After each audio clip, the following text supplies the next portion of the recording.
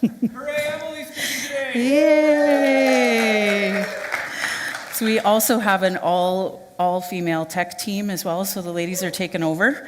This is what's happening. That's why we had Bryce and Joe open for us, because, representation matters. That's right. That's right. My name's Emily. Normally when I get up here, I'm part of the charitable giving team, so I just wanted to warn you that I am not going to spend the next 25 to 30 minutes asking you for money. So don't worry, just take a deep breath, it'll be fine. We're going to start talking today a little bit more about detoxifying our relationships, about how we can get better at being with the people around us. So I'm going to tell you a little story first. I work at a university, and at work, I deal with students who are in stressful situations on a regular basis. I have them coming into my office in varying degrees of emotional states. Sometimes they're upset, sometimes they're actually coming in to celebrate something, sometimes they're terrified, kind of runs the gamut. And I have a really great track record of noticing what it is they're bringing to me, what kind of energy they walk into my office with, and making them feel seen and heard. I can tell if the things that they are talking to me about are making them sad or angry or scared, or if they're super excited. The conversation stays calm and regulated, and usually students leave my office feeling supported, feeling heard, sometimes with ideas for what their next steps are going to be. But at home, not so much. I am not as good at this with my family as I am at work. Most recently, I really sucked at this in a conversation with my daughter. She was making something on her sewing machine. She's very creative. She makes all kinds of clothes and really cool stuff that would never even enter my brain, and her sewing machine wasn't working. It was late in the evening. She asked me to come down and see if I could help her fix it.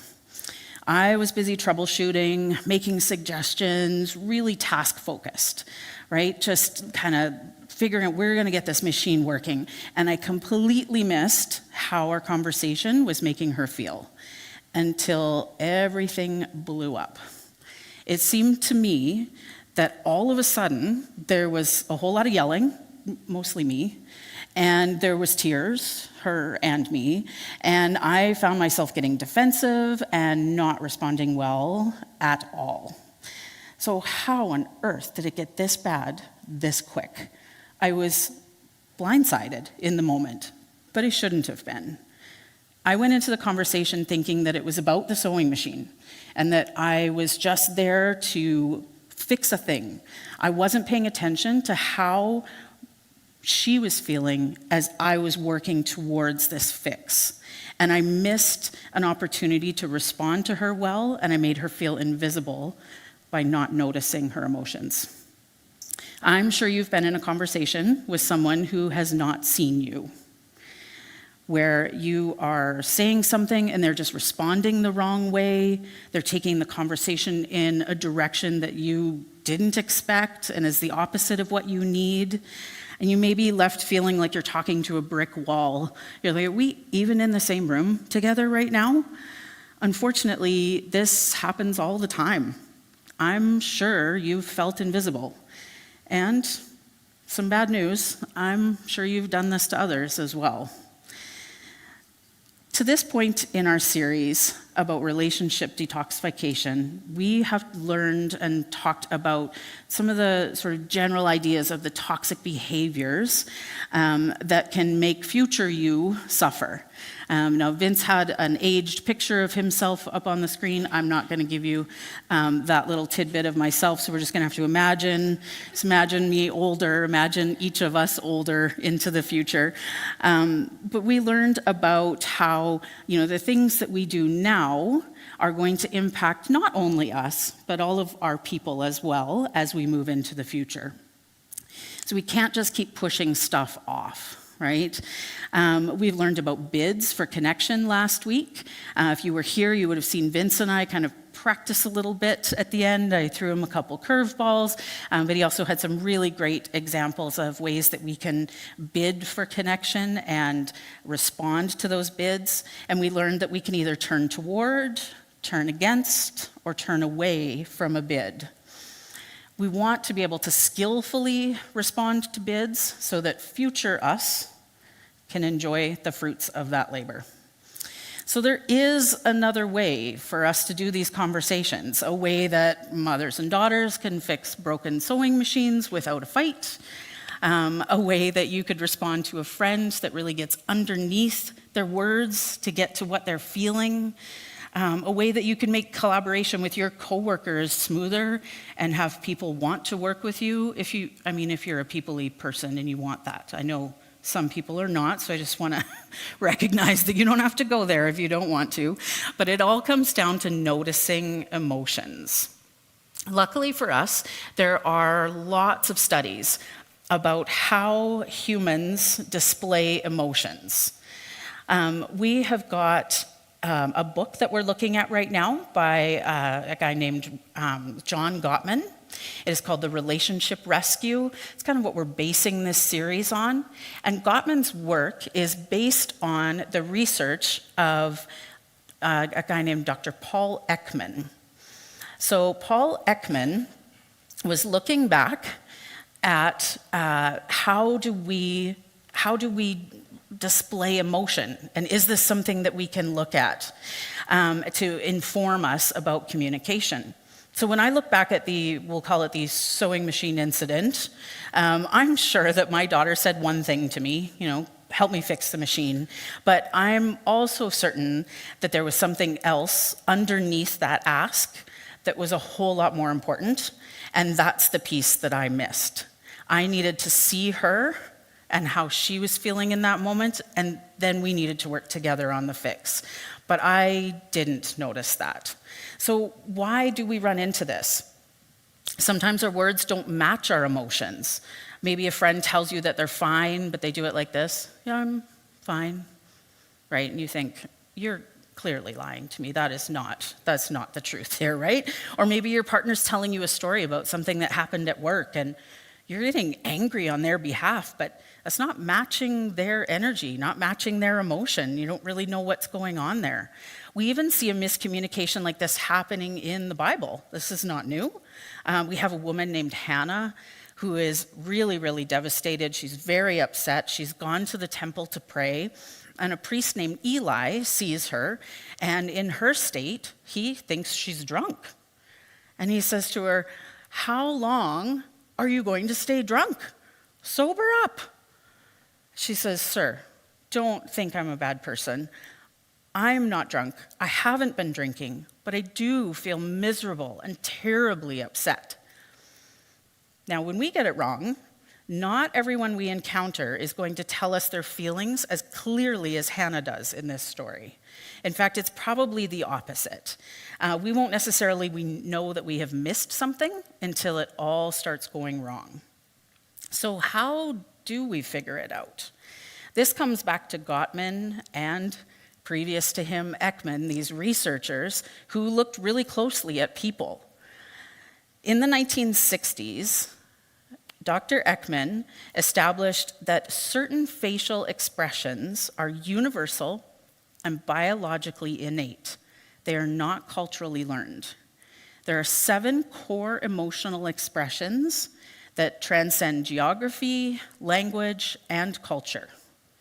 Those 7 expressions are happiness, sadness, fear, disgust, anger, surprise, and contempt.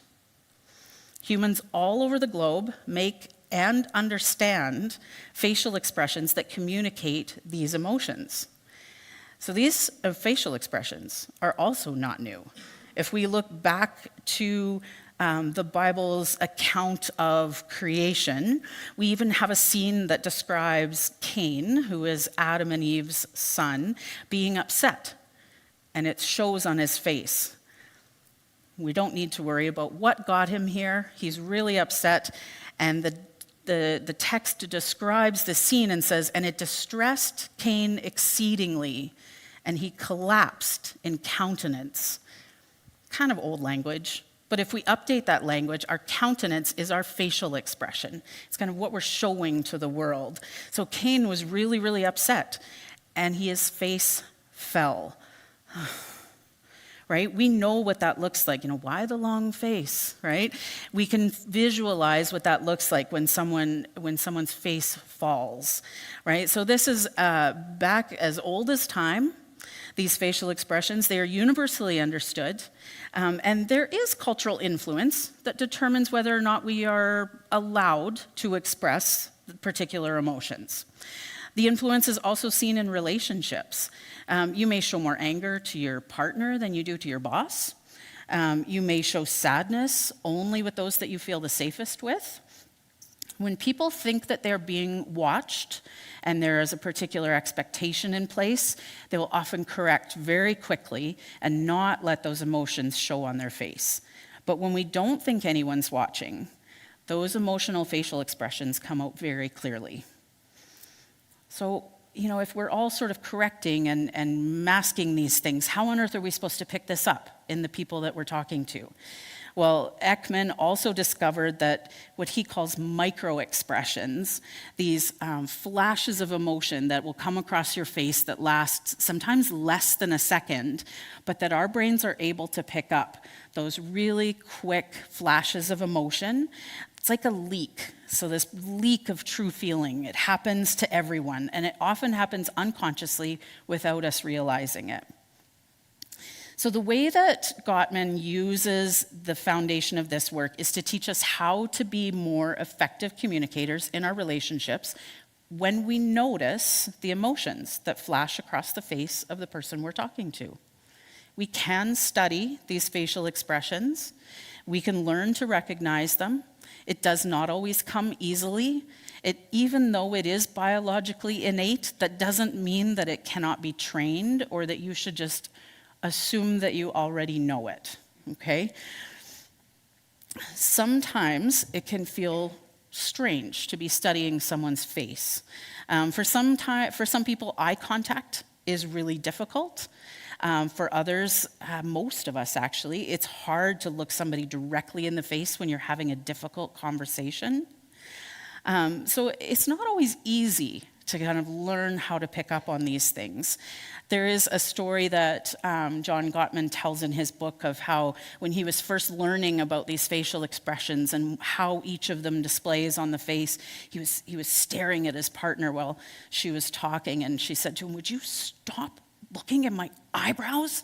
I am trying to tell you something." So, we will learn to be more subtle about it. We will learn to do this in a more nuanced way. But it's not always easy at the start, and it does take some practice. Even once we get good at it, what is noticing emotion going to do for us? Like, why is this going to matter? Well, you've heard the expression that, I felt really seen, right? Maybe you saw a reel on Instagram and you were like, oh, wow, how did they get into my life, right? Or somebody that's close to you makes a comment or acts in a way that just makes you feel seen, right? We know that expression, I feel really seen. To make someone feel seen is more than just noticing them. It is something that communicates appreciation and value. We're talking about you matter to me in the moment, right? We have a desire to enter into their experience with them when we are seeing someone. So seeing is the gateway.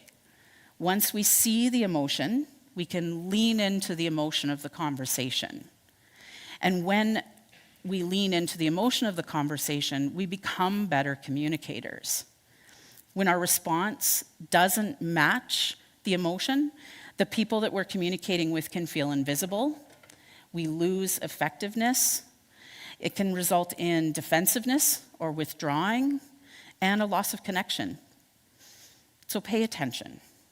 We want to see the emotion on the face of the person you're talking to. It will help you tune into where they're coming from and how they're reacting to what you're saying. So let's look at what the research shows us. we're going to look at a bunch of faces, and we're going to talk about what each of these emotions sort of has as key features.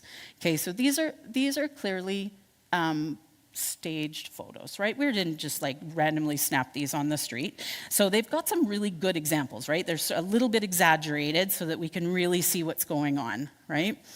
We'll start on the bright side here for happiness, right? We see happiness. Where is she? Oh, he is enjoyment. Down at the bottom is how they're labeling that one. So in the bottom corner of your screen, we've got enjoyment. So the key features of the face when somebody is happy or enjoying what they're doing is their cheeks raise, their eyes form those little wrinkles at the corner of our eyes, that what we would call crow's feet, right? The corners of the lips pull up and they angle outward, right? I'm sure that maybe you haven't, but have you ever heard the expression smize? Have you heard of smize? The smile that reaches your eyes. If somebody does not have the smile in their eyes and they only have it in their mouth, it does not look genuine.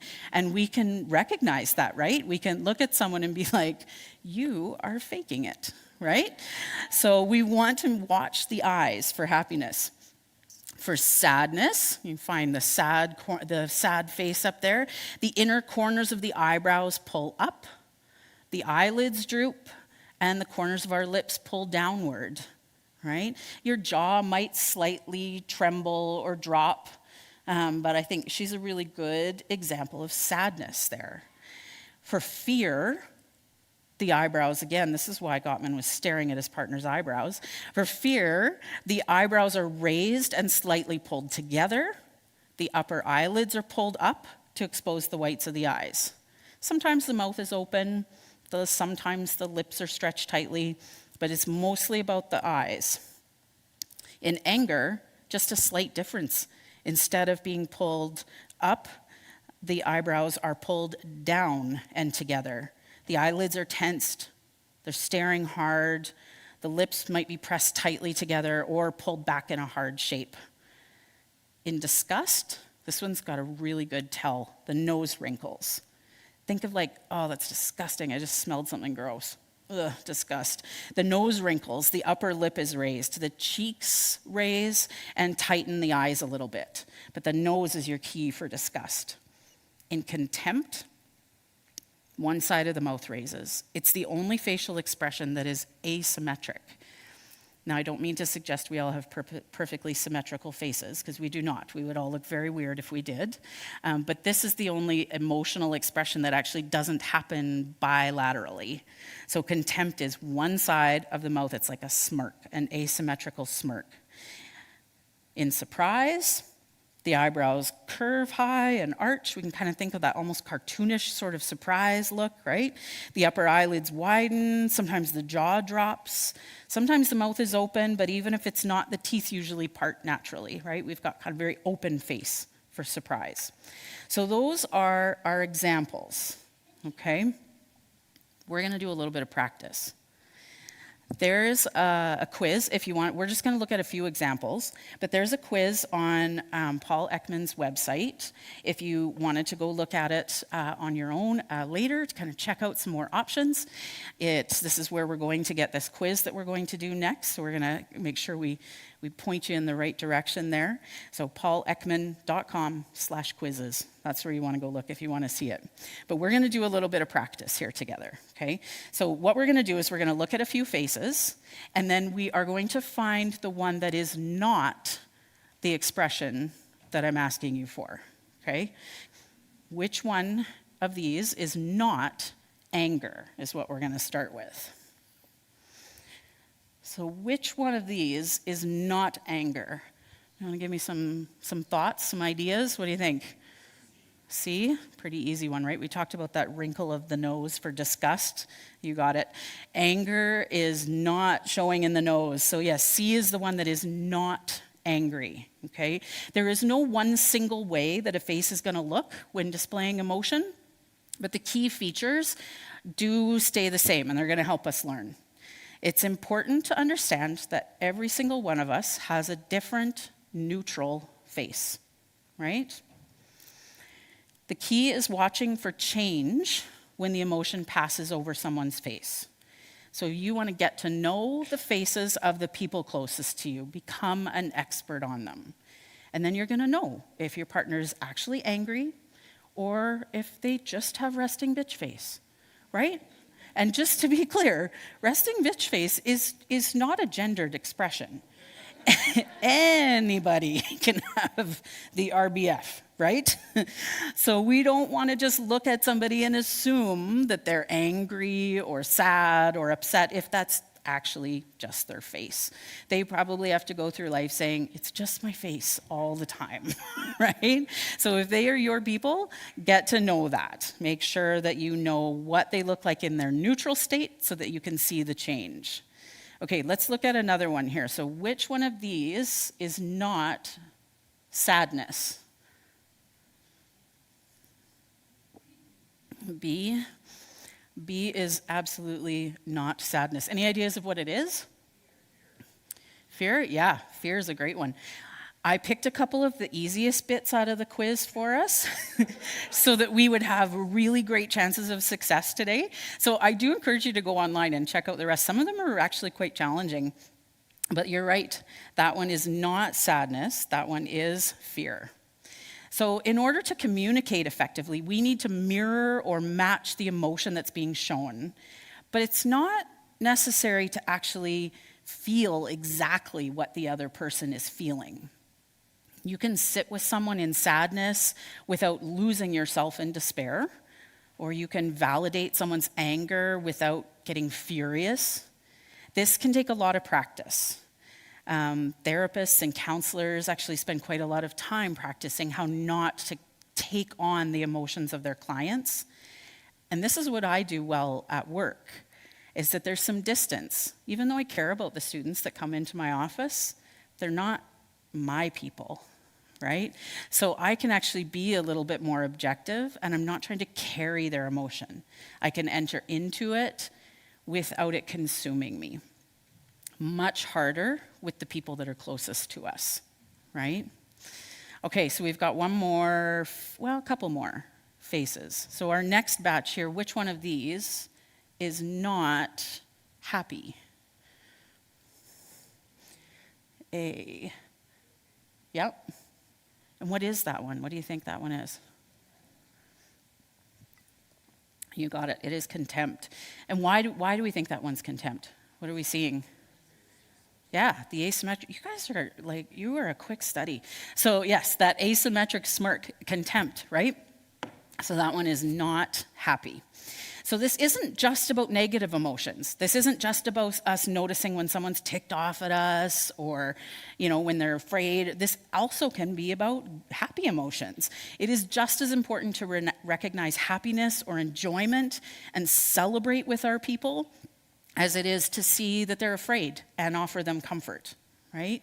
If your son or daughter came in to the house one evening, having just been at the gas station, and came up and was like, "You are not going to believe this. Gas was 98 cents a liter." And you went, "Oh, that's nice."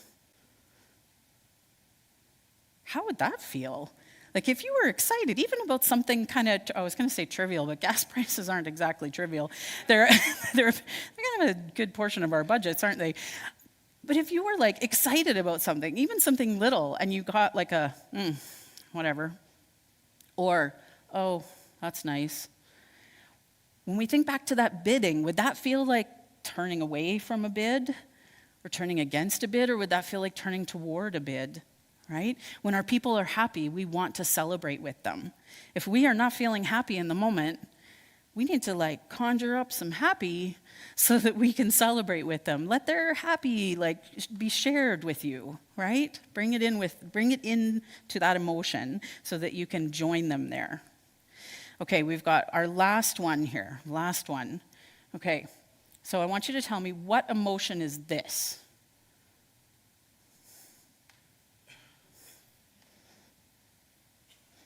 I'm glad you're silent. It's quite funny. We've got a text conversation on the screen, right? Now, I picked this one for a couple reasons because it is quite funny, but So we've got somebody's mother, we're assuming probably an older mom, saying, please stop changing the Google logo so much. I like the original one. And the child says, Mom, I don't change the logo, Google changes it. Now, could they be going, Mom, I don't change the Google logo, Google changes it? Or could they be going, oh, Mom, I don't change the Google logo, Google changes it? Two really different responses. Which one do you think that is? Do we have any way to know? We don't, right? If you cannot see someone's face or their body or hear their tone of voice, you cannot tell what emotion they are communicating with. We love to think that we can, right?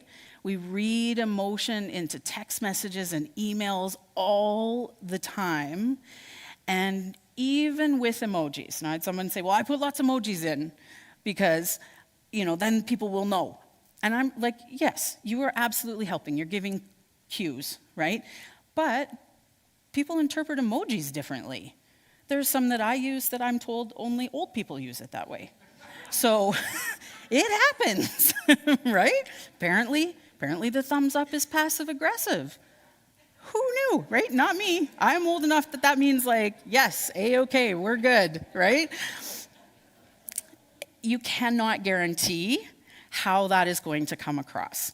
So you're absolutely helping, you're giving some cues, but it is not a surefire thing, right? I also am a very sarcastic person, and I just desperately wish there was something like sarcastic quotes or brackets, like sarcastices instead of parentheses, I'm like, I really, really would love that in my written communication. That would make my life so much better. But we don't have it. So be careful not to assume what's going on. As you get better and better at this skill, you're going to be knocking it out of the park, just like we did with those practice ones. But there is something that you need to be really clear about. There is no amount of expertise in this world in recognizing emotions on a person's face that will tell you why they feel that way. We like to believe that we know why others are having the emotional response that they are. But being able to read people does not mean that you can read their minds. I'm going to say it again. Just because you have figured out the emotion does not mean you know its source. You have to ask. Even if you're a little unsure about what the emotion is, it could be something as simple as, hey, that didn't seem to land the way that I thought it was going to. What's going on with you right now? Right? You don't have to even assume an emotion, but you cannot know why somebody is feeling that way. That is another thing that we as humans love to do. Oh, they're feeling like this. Oh, they think this about me. Most of the time, we're wrong. We actually don't get that right very often at all. So when we combine the skill of noticing and responding to emotion with what we learned last week about the bids that people make, we're well on our way to detoxifying our relationships and becoming more skillful communicators. We're going to keep building in this series and give you more and more little tidbits and ways to get better at this. But right now, I'm just going to suggest that you focus on your core relationships. Who are the people that you really want to get this right with? That's who you want to focus on. When things went really badly in my interaction with my daughter, one of the mistakes I made was not looking at her. We were shoulder to shoulder. I was looking at the sewing machine, trying to figure out what was going on with it, and I missed the opportunity to turn toward her bid because I missed seeing her in that moment. Thankfully, we were able to work through this misunderstanding. We were able to do some repair. We got into a position where we were facing each other.